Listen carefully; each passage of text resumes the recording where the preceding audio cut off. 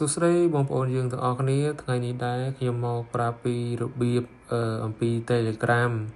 របស់លោកអ្នកដែលមិនចង់ឲ្យគេឃើញលេខទូរស័ព្ទរបស់លោកអ្នកក៏ដូចជាបិទលេខទូរស័ព្ទមិនឲ្យអ្នកណាឃើញអញ្ចឹងនឹងហើយយើងការពារកុំឲ្យគេ hack Telegram របស់យើងអញ្ចឹងពីរបៀបនេះដែរអញ្ចឹងបងប្អូនចូលទៅទស្សនាទាំងអស់គ្នានឹងហើយជាដំបូងយើងចូលទៅកន្លែង Telegram មកបាទបន្ទាប់មកកន្លែងយើងឃើញ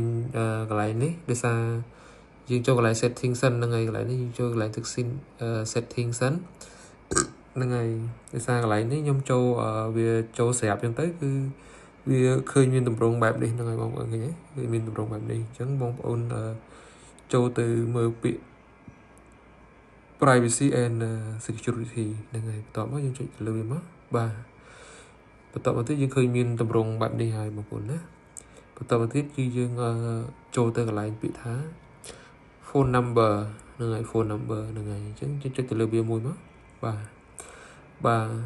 ហើយបន្តមកបងប្អូនឃើញមានតម្រងបែបនេះហើយណាតម្រងបែបនេះបងប្អូនអញ្ចឹង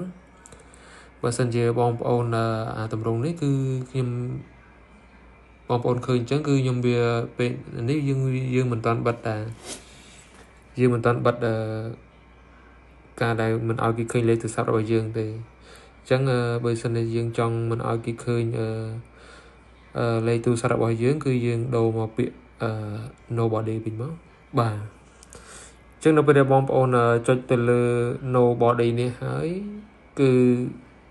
លេខទូរស័ព្ទរបស់យើងនៅក្នុង Telegram ហ្នឹងគឺលេងឃើញហើយបងប្អូនហ្នឹងហើយ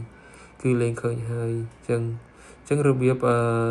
ដែលបិទលេខទូរស័ព្ទនៅក្នុង Telegram គឺមានតែប៉ុណ្្នេះទេហ្នឹងហើយអញ្ចឹងសូមអរគុណ